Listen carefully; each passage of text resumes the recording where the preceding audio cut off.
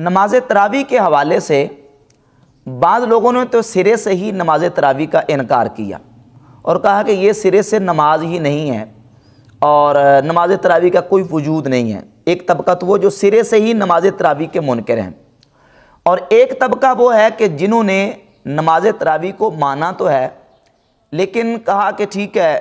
نماز تراویح کو پڑھ لیں تو ثواب ہے، نہ پڑھیں تو کوئی گناہ نہیں ہے، اکیلے گھر میں پڑھ لیں پھر بھی ٹھیک ہے، نہ پڑھیں پھر بھی ٹھیک ہے۔ جبکہ دلائل کی روشنی میں جب ہم دیکھتے ہیں نماز تراویح کے حوالے سے تو نبی پاک صلی اللہ علیہ وآلہ وسلم کی احادیث سے، سرکار دو عالم صلی اللہ علیہ وآلہ وسلم کے اپنے عمل سے اور خلفائے راشدین کے عمل سے جو بات ثابت ہوتی ہے وہ یہ ہے کہ نماز تراویح کو جماعت کے ساتھ ادا کرنا یہ سنت موقدہ ہے، اور حضور اکرم صلی اللہ علیہ وآلہ وسلم کی ذات گرامی قدر سے خود حضور کا جو عمل ہے اور حضور علیہ الصلوۃ والسلام کی چاہت سے یہ بات ثابت ہوتی ہے کہ نماز تراویح کو جماعت کے ساتھ ادا کرنا یہ افضل و اعلیٰ ہے۔ صحیح بخاری میں حدیث نمبر 2012 ہے، نبی پاک صلی اللہ علیہ وآلہ وسلم مسجد شریف میں تشریف لے کے آئے تو حضور اقدس صلی اللہ علیہ وآلہ وسلم نے مسجد میں صحابہ اکرام رضی اللہ تعالی عنہم کو نماز تراویح کی جماعت کروائی۔ پہلی رات حضور علیہ الصلوۃ والسلام تشریف لے کے آئے تو صحابہ اکرام نے حضور علیہ الصلوۃ والسلام کے ساتھ نماز تراویح جماعت کے ساتھ ادا کی۔ پھر حضور علیہ الصلوۃ والسلام دوسری رات تشریف لے کے آئے تو پھر صحابہ اکرام علیہ رضوان کے ساتھ حضور نے جماعت کے ساتھ نماز تراویح ادا فرمائی، اور تیسری رات بھی بہت زیادہ صحابہ علیہ رضوان مسجد میں جمع ہوئے تو سرکار دو عالم علیہ الصلوۃ والسلام نے نماز تراویح صحابہ اکرام علیہ رضوان کو جماعت کے ساتھ پڑھائی۔ چوتھی رات ہوئی تو صحابہ اکرام رضی اللہ تعالیٰ عنہم پھر مسجد نبی شریف میں جمع ہوئے تو نبی پاک علیہ الصلوۃ والسلام مسجد میں تشریف لے کے نہیں آئے، حتیٰ کہ فجر کی نماز کے وقت حضور علیہ الصلوۃ والسلام جب تشریف لے کے آئے تو صحابہ اکرام علیہ رضوان کو نماز کے بعد حضور علیہ الصلوۃ والسلام نے فرمایا کہ مجھے معلوم تھا کہ تم مسجد میں جمع ہوئے ہو لیکن میں خود مسجد میں نہیں آیا۔ میں مسجد میں کیوں نہیں آیا؟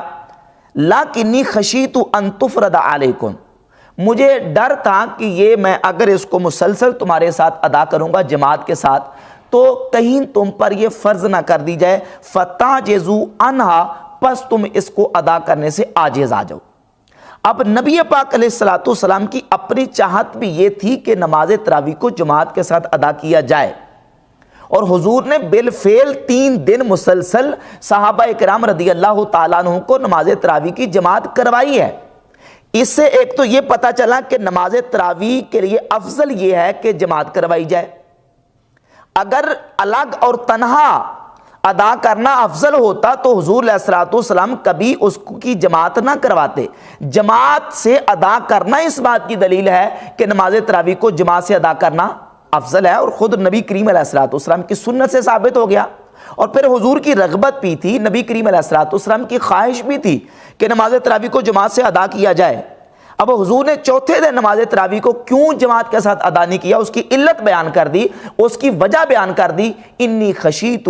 ان تفرض علیکم، مجھے ڈر ہے کہ یہ تم پر کہیں فرض نہ کر دی جائے۔ جس طرح حدیث میں ہے کہ لولا ان اشق علی امتی لامرتهم بالسواک عند کل صلاۃ، مجھے اگر اپنی امت کی تکلیف کا ڈر نہ ہوتا، مشقت میں پڑ جانے کا ڈر نہ ہوتا تو میں مسواک کو ہر نماز کے ساتھ فرض قرار دیتا، لیکن نبی پاک علیہ الصلوۃ والسلام نے اپنی امت کی مشقت کی وجہ سے فرض قرار نہیں دیا۔ تو اب اسی طریقے سے حضور علیہ الصلوۃ والسلام کی چاہت اور خواہش تھی کہ جماعت کے ساتھ پڑھی جائے، لیکن حضور نے چھوڑ دی کہیں امت پر فرض نہ ہو جائے۔ تو جب تک نبی پاک صلی اللہ علیہ وآلہ وسلم ظاہری حیات طیبہ میں موجود رہے تو علت موجود تھی، جب حضور علیہ الصلوۃ والسلام کا وصال اقدس ہو گیا تو وہ علت ختم ہو گئی۔ اب یہ تو ہے نبی کریم علیہ الصلوۃ والسلام کا اپنا ذاتی عمل کہ حضور نے جماعت کے ساتھ پسند کیا، تو اس سے واضح ہوا کہ جماعت کے ساتھ پڑھنا کیا ہے، افضل ہے۔ اب اس کے ساتھ ایک اور حدیث موجود ہے جو کہ سنن ابی داؤد کی 1377 نمبر روایت ہے،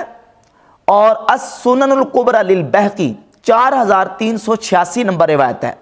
سنن ابی داؤد میں جو روایت ہے اس میں مسلم بن خالد ایک راوی جس کو امام ابو داؤد نے ضعیف قرار دیا، اس کا ایک طریق سنن ابی داؤد میں جو ہے،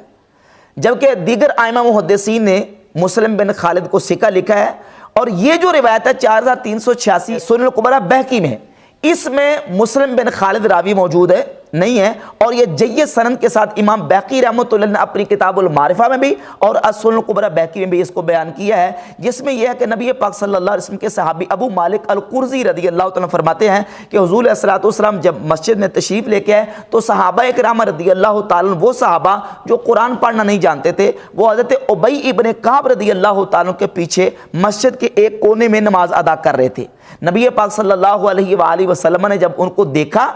तो सरकार दो आलम अलैहिस्सलातु वस्सलाम ने उनकी तहसीन फरमाई, फरमाया कद ahsanu व कद असाबू, इन्होंने अच्छा काम किया है और इन्होंने दुरुस्त काम किया है। वलम यकरह ज़ालिका लहुम, नबी करीम अलैहिस्सलातु वस्सलाम ने उनके इस अमल को नापसंद नहीं किया, बल्कि हुजूर ने पसंद किया और उस अमल की तहसीन फरमाई। अपने अमल से भी साबित कर दिया कि जमात को हुजूर ने पसंद किया। खुद हुजूर अलैहिस्सलातु वस्सलाम ने जमात करवाई और नबी पाक सल्लल्लाहु अलैहि वसल्लम के सहाबी हज़रत उबई इब्न काब रदियल्लाहु तआला को हुजूर ने जब देखा जमात करवाते तो नबी पाक अलैहिस्सलातु वस्सलाम ने उसको पसंद किया। तो इससे ये बात वाज़ेह होगी कि जमात के साथ नमाज तरावी को पढ़ना अदा करना हुजूर अलैहिस्सलातु वस्सलाम का पसंदीदा अमल है। लिहाजा अफजल ये है कि नमाज तरावी को जमात के साथ अदा किया जाए। लिहाजा वो लोग जो कहते हैं कि नमाज तरावी को तन्हा पढ़ना और अलग पढ़ना अफजल है, उनका मौक़िफ़ जो है इन दलाइल और हक़ाइक़ की रोशनी में दुरुस्त नहीं है, बल्कि ये मौक़िफ़ ज़्यादा दुरुस्त है कि नमाज तरावी को जमात के साथ अदा किया जाए। अच्छा, नबी पाक अलैहिस्सलातु वस्सलाम का जो अपना अमल है उससे तो यह साबित होता है कि हुज़ूर अलैहिस्सलातु वस्सलाम ने 3 दिन से ज़्यादा जमात के साथ नमाज तरावी अदा नहीं की। उसके बाद सैयदना फ़ारूक आज़म रदियल्लाहु तआला का दौरे खिलाफत जब आया है, सिद्दीक़ अकबर के दौरे खिलाफत में तो बहुत सारे चैलेंजेस थे उम्मत को, मुनकिरीन ज़कात का मसला, मुद्दईयान नबुव्वत का मसला और मुर्तद्दीन का मसला, ये बहुत सारे अहम इश्यूज़ और मसाइल थे जिनको निपटाने के लिए हज़रत सैयदना अबू बकर सिद्दीक़ रदियल्लाहु तआला के दौरे खिलाफत में बहुत सारे ऐसे अहम काम थे जो ना किया जा सके। क्यों? इसलिए कि उन्होंने अहम फल अहम की वजह से दीगर जो मसाइल थे उनको तरजीह दी। नमाज तरावी को बाकायदा से जमात के साथ अदा करने का जो सिलसिला है वो सिद्दीक़ अकबर रदियल्लाहु तआला के दौरे खिलाफत में ना हो सका। फिर हज़रत उमर फ़ारूक रदियल्लाहु तआला का दौरे खिलाफत आया। सही बुखारी में 2010 नंबर हदीस है। हज़रत उमर रदियल्लाहु तआला अन्हु जब मस्जिद में तशरीफ़ लेके देखा कि लोग अलग अलग तनहा नमाज तरावी अदा कर रहे हैं, तो हज़रत उमर रदियल्लाहु तआला ने देख के तो कहा कि मैं चाहता हूँ कि लोग एक इमाम के पीछे जमात के साथ नमाज तरावी अदा करें। इन्नी अरा लौ जमाअतु हाउलाए अला क़ारिइन वाहिदन लकाना अमसला। हज़रत उमर कहते हैं अगर मैं इनको एक कारी के पीछे जमा कर दूं तो ये ज़्यादा मुनासिब और ज़्यादा बेहतर होगा। सुम्मा आज़मा, फिर हज़रत उमर रदियल्लाहु तआला ने ये पक्का इरादा कर लिया। फ़जमाअहुम अला उबई इब्न काब रदियल्लाहु तआला, फिर हज़रत उमर रदियल्लाहु तआला ने तमाम लोगों को उबई इब्न काब रदियल्लाहु तआला के पीछे जमा कर दिया और मुसलसल जमात पर मुवाज़बत हज़रत उमर रदियल्लाहु तआला ने इख्तियार फरमाई। जब हज़रत उमर रदियल्लाहु तआला ने लोगों को जमा किया, एक दिन आप तशरीफ़ लेके वन्नासु युसल्लूना बिसलाति क़ारिहिम, लोग एक कारी के पीछे नमाज अदा कर रहे थे, तो हज़रत उमर रदियल्लाहु तआला अन्हु ने उनको देख के फरमाया निअमल बिदअतु हाज़िही, ये कितना अच्छा बिदअत तरीका है, कितना अच्छा बिदअत तरीका है। अब यहाँ हज़रत उमर रदियल्लाहु तआला अन्हु ने इसको नेमल बिदा, अच्छी बिदअत करार दिया है। इससे ये बात भी बिल्कुल वाज़ेह हो गई कि अगर कोई अच्छा तरीका हो और वो हो अच्छा, अगरचे नया भी हो, तो उसको नेमल बिदा कह के हज़रत उमर रदियल्लाहु तआला ने ये वाज़ेह कर दिया कि बिदअत अच्छी भी होती है, नया तरीका अच्छा भी होता है। अब यहाँ जो लोग बिदअत के फतवे जड़ने वाले हैं वो नेमल बिदा के लफ्ज़ को देखकर क्या कहते हैं? कहते हैं जी यहाँ हज़रत उमर ने जो नेमल बिदा कहा है तो ये असल में बिदअत नहीं थी। ये याद रखें कि जो अहादीस पीछे गुजर चुकी हैं कि नबी करीम अलैहिस्सलातु वस्सलाम ने जमात के साथ नमाज तरावी को अदा किया,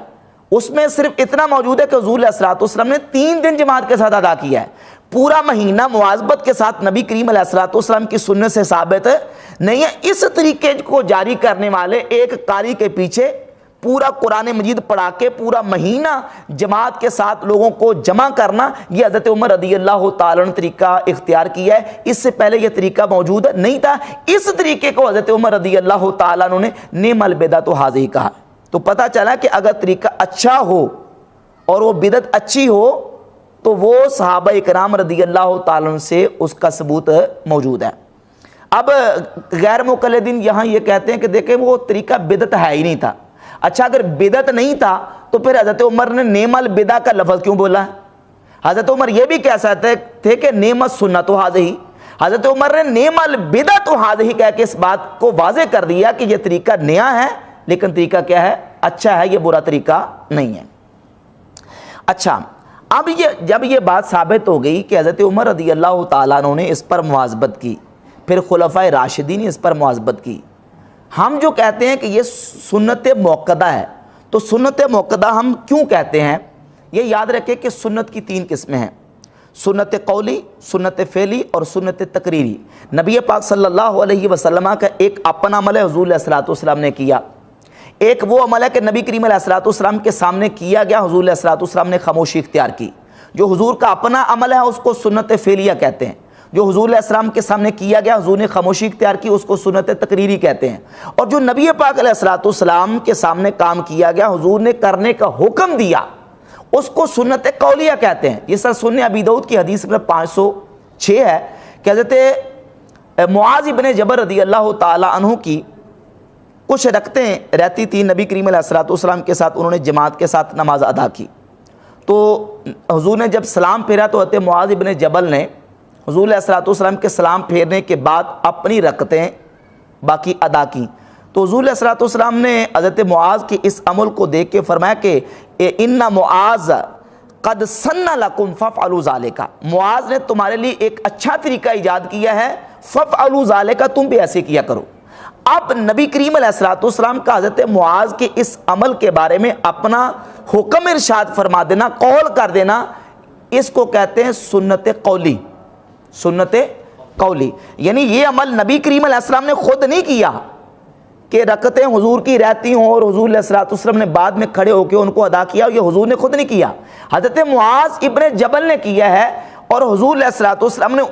ان کے اس عمل پر عمل کرنے کا امت کو حکم کر دیا کہ تم نے بھی ایسے ہی کرنا ہے جس طرح کہ معاذ بن جبل نے کیا، تو یہ سنت قولی بن گئی۔ اب نبی کریم علیہ الصلوۃ والسلام نے 3 دن جماعت کے ساتھ نماز تراویح ادا کی ہے، اس کے بعد ادا نہیں کی، تو سنت موقدہ کیسے ہوگی؟ سنت موقدہ ایسے ہوئی کہ اس کو خلفائے راشدین نے مسلسل مواظبت کے ساتھ ادا کیا ہے، اور خلفائے راشدین کا طریقہ اور عمل وہ ہے جس کے بارے میں سرکار دو عالم صلی اللہ علیہ وآلہ وسلم کی صحیح احادیث موجود ہیں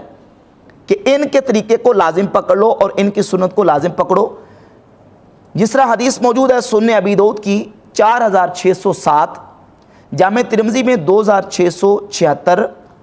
نبی پاک صلی اللہ علیہ وسلم نے ارشاد فرمایا علیکم بسنتی وسنت الخلفاء الراشدین المہدیین، تم پر میری اور میرے خلفاء راشدین المہدیین کی سنت لازم ہے۔ عدو علیہا بالنواجذ،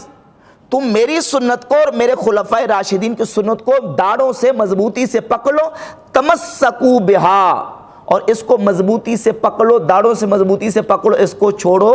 مت، تم پر میری اور میرے خلفائے راشدین کی سنت لازم ہے۔ تو اب حضور کے اس فرمان کی وجہ سے، حضور کے قول کی وجہ سے خلفائے راشدین کی سنت جو ہے وہ امت کے لیے سنت موقدہ بن گئی، اور بالخصوص حضرت صدیق اکبر اور فاروق اعظم رضی اللہ تعالی عنہما کے بارے میں نبی پاک علیہ الصلوۃ والسلام کی صحیح حدیث سنن ابن ماجہ میں حدیث کا نمبر 97 ہے،